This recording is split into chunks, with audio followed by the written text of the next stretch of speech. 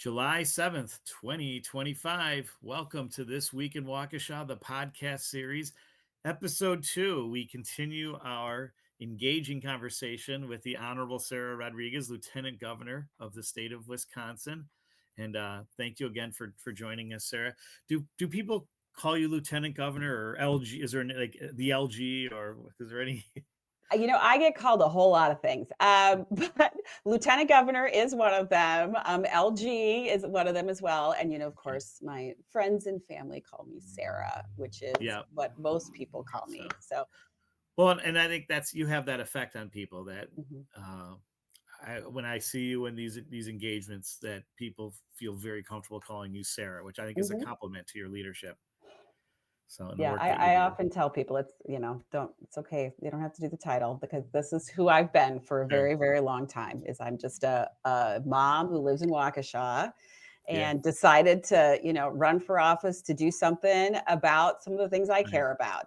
But I have been long part of this community and, volunteering my time with all sorts of other agencies and just wanted to be able to make just a tiny little bit of difference in Wisconsin. Sure. Sure.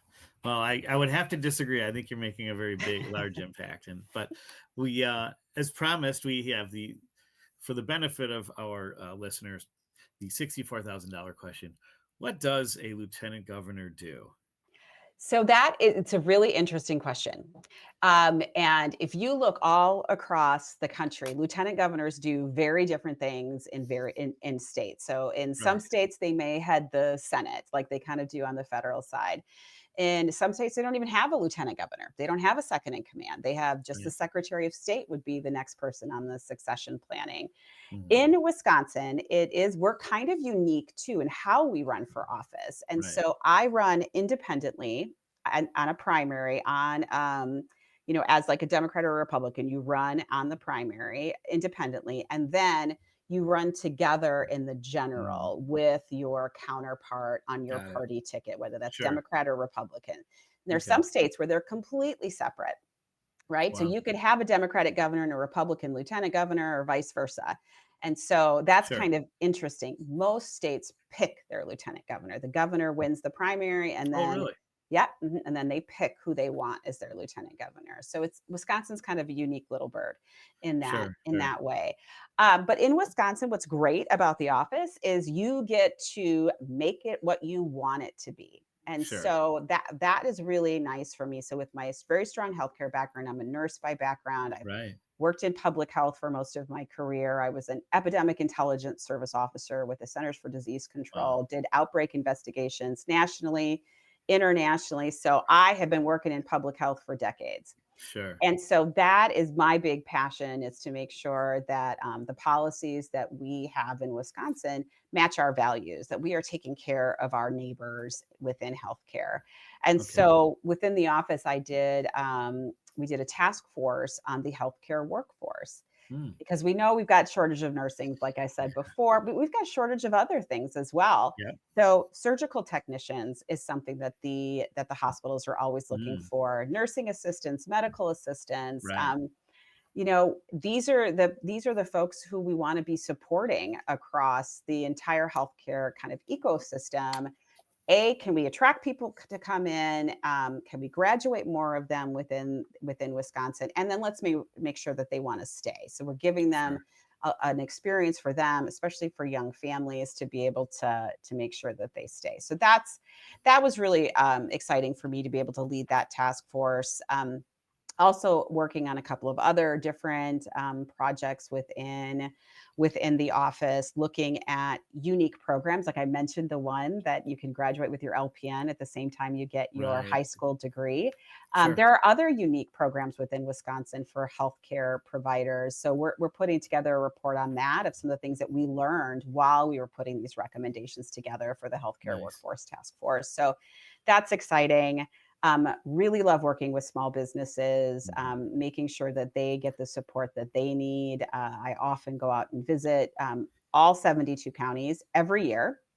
And that is important to me because Right. I think that most policy is local, most healthcare is local, most policy is local. All politics So is local. all politics is local. And so being able to go out to every single county and talk to people about what they want to see from their Sure. elected leaders is has Right. been really, really important to me.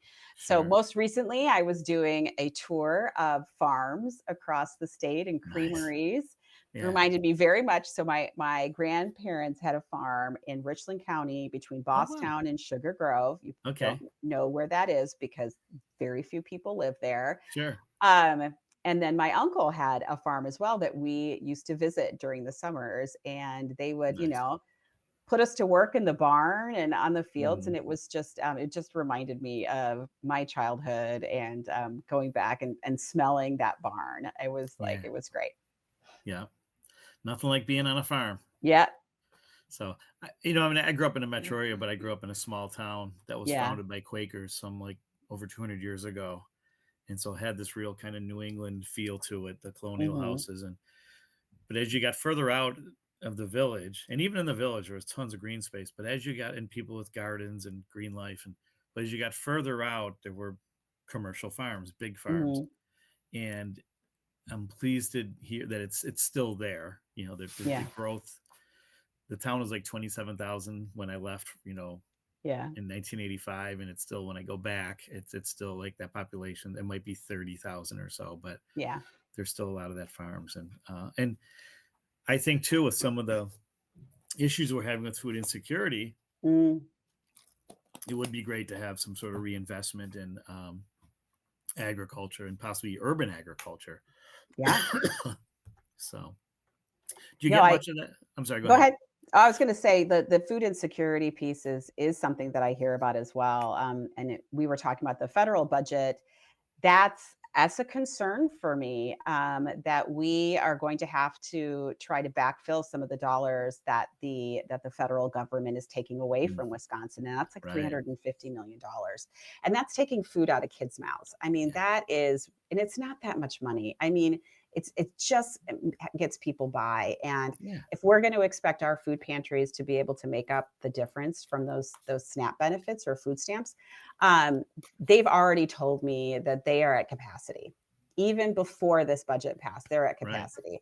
And so it is concerning to me that the Republican led federal government chose to pass such a draconian bill that quite literally takes food out of children's mouths. It's mind boggling and just really hurtful. Hmm. And I remember, when you came to visit our Waukesha County Food Pantry last November, and Yeah. that was a proactive visit. You weren't invited. Hmm. You wanted to come and see us, and I remember when Lindsay Johnson, the executive director, asked like, what brings you to the food pantries, and you said, I want to know how people, families in need are you know able to celebrate the holidays with Thanksgiving and Christmas coming Hmm. up, and Yeah. it meant a lot to so many people involved with the food pantry that you'd paid a visit and took the time to learn more. Yeah. And So, I heard not just from Waukesha, but from other mhm. places how the need keeps going up and Right. that more and more families are coming to the food pantry Yeah. because they just can't make ends meet. And And we just need to acknowledge that that's real and that this federal budget is going to make that worse. And we may have to increase what we're trying to do at the state level to try mm, to help with the sure. needs of our communities. But there's only so much we can do at the state level, Yeah. that it is going to have effects all across Wisconsin. Sure. Sure. Yeah. I want to ask you about federal, the money we put into the federal versus what we get back. So put a pin in that. But I wanted to finish the conversation about the visit to the food pantry in Waukesha. Waukesha County, as I understand it, and I believe we had this conversation, is one of the wealthiest counties, most Hmm. affluent counties in the state of Wisconsin. That's fair to say, right? Yeah, Am I? it is one of them. Yep, Yeah. that is fair to say. In my experience from being on the board, like I remember the first visit I had with Lindsay's predecessor, Karen Treadwell, walking out on a Friday where the line had already formed with the Hmm. clients. And these people looked just like you and me. They Yeah. were seemingly middle class, white, well dressed, Hmm. um, probably people that you would expect to live next door or across the street. And it affects everybody. It does. And even, two income families are Mhm. impacted by food insecurity. And so to me, that was a telltale sign. And that was like 3 years ago. And so Yeah. now with the pressure we're under, um, I just hope we can get more people to pay attention and do something about it Yeah, at the and state and federal sometimes, levels. you know, poverty as well, and that can be invisible Sure. within suburban communities like ourselves. We don't Sure. see it as often, visibly in front of us, but it exists, Yeah. and people are barely scraping by, Yeah. and we have some of the highest housing prices, Yep. across the state. And so, those are the kind of things that we can use policy, we can use our state government, our local government, Hmm. to make sure that people can meet their basic needs, and that Right. includes housing, food, childcare, healthcare. These are all basic economic things that we know that it affects all of us. It affects me. It affects me and Mhm. my family, and what we are able to do. And so I think that that is the good use of government, is to make sure we can provide, that everybody has a chance to be able to provide for their families and get ahead. Sure. Sure. Yeah. No, I'm glad we're talking about that. When we were talking earlier about healthcare, I was reminded of a I'm glad I'm able. I first graduated from Michigan State. In between undergrad and grad school, I spent a year in Washington D.C. and I did an internship for a Democratic congressman from Western Michigan named Howard Wolpe, the first Africanist and maybe the only in U.S. Congress history. He was a PhD in African studies and Mm. was very instrumental in America's role in quadrupling the budget for famine relief in Ethiopia during the Mhm. 80s, but also in America's efforts in freeing, releasing Nelson Mandela from prison. So it was a real historic time. It was a really neat opportunity for me to be around a congressman like that. But he was also chair of a coalition that funded a private institute called the Northeast Midwest Institute. Mm. And research was being done that when you take all that big collection of states, the Great Lakes states, all the way to the Northeast to New England, we were accounting of, and I don't remember the numbers, but let's just say we accounted for like 35 to 40% of the overall federal budget. Maybe it was Mhm. higher. But in terms of the federal funding we were getting back, that percentage was much lower by maybe 10, 12%, because a lot of those federal funds are going towards Sun Belt areas where a lot of our defense contractors are, and other like federal programs.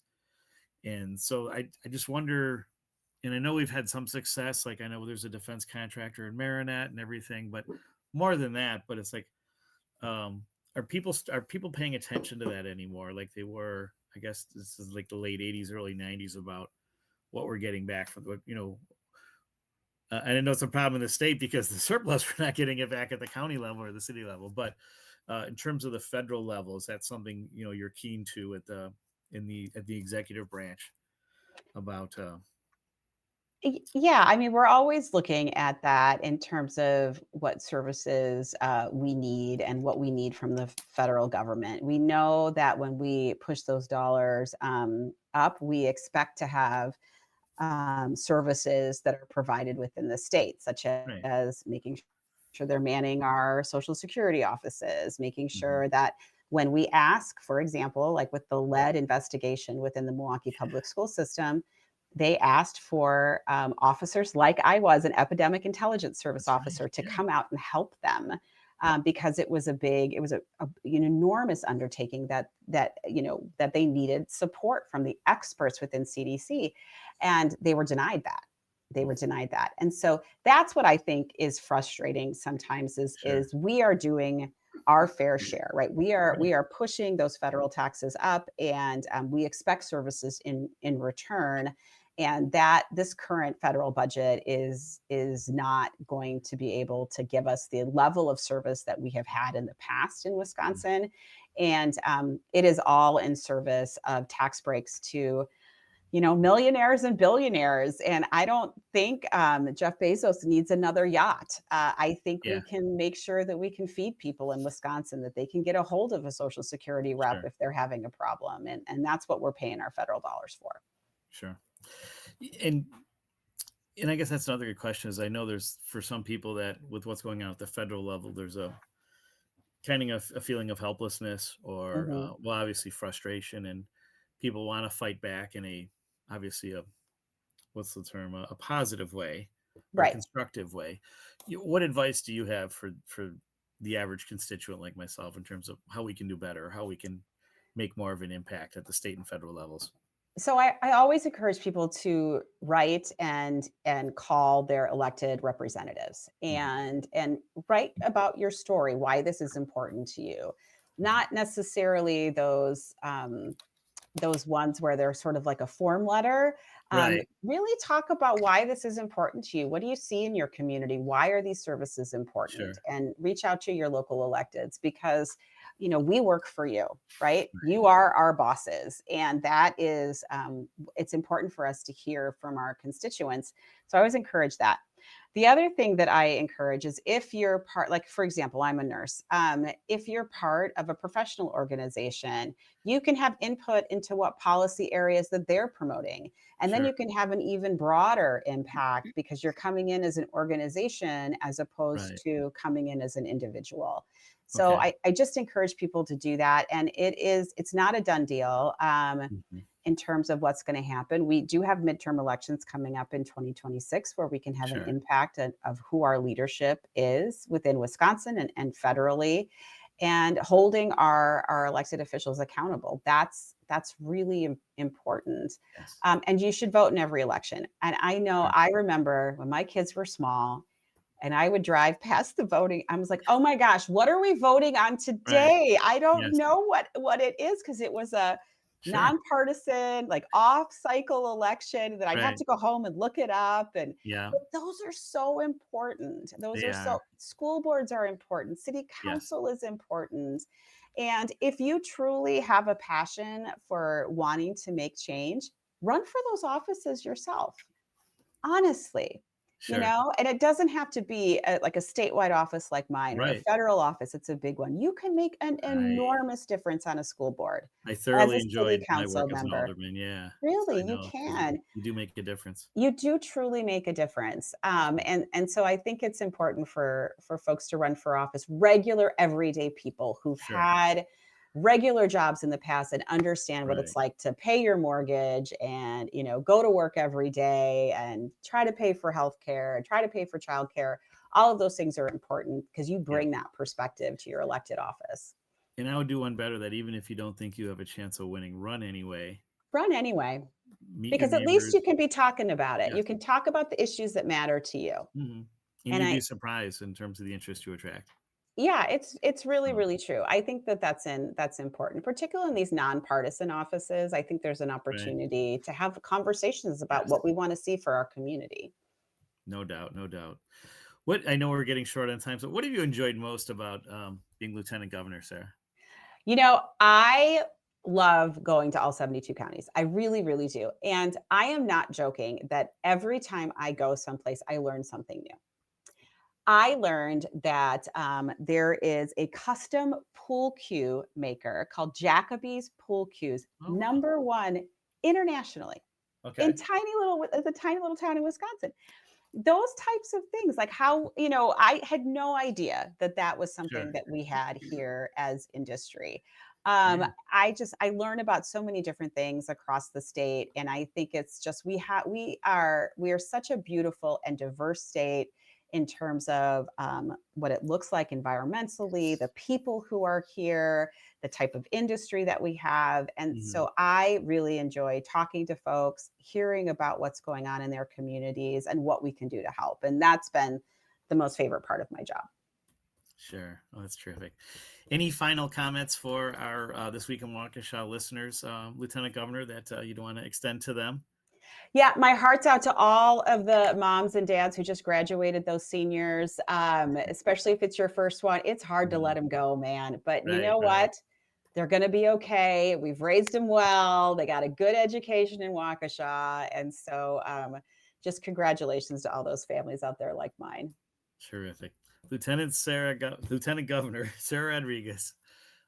Thank you again for joining us. It's really been a thrill to catch up, and just Yeah. this past month, all the opportunities we've had to meet, and I believe I'm not alone in that there's several people around the state that have seen you more than once and really feel like they know you And so thanks so much for all you do for the state of Wisconsin, for the way you represent Waukesha, Waukesha County, in the Milwaukee area, and for being an inspiration to so many young people, young women in particular, I'm sure, and also for being a Waukesha South, a fellow Waukesha South parent. Go Black Yeah. Shirts! So I want to thank everyone else for tuning in and joining us. And um, please be sure to check out all the other podcasts and all the other great programming on Civic Media. I want to thank my fantastic producer, Max Martinson, for accommodating us on a Monday night.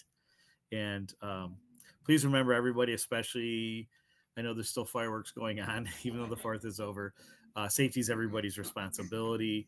Good mental health is everybody's right. Please look after your neighbors.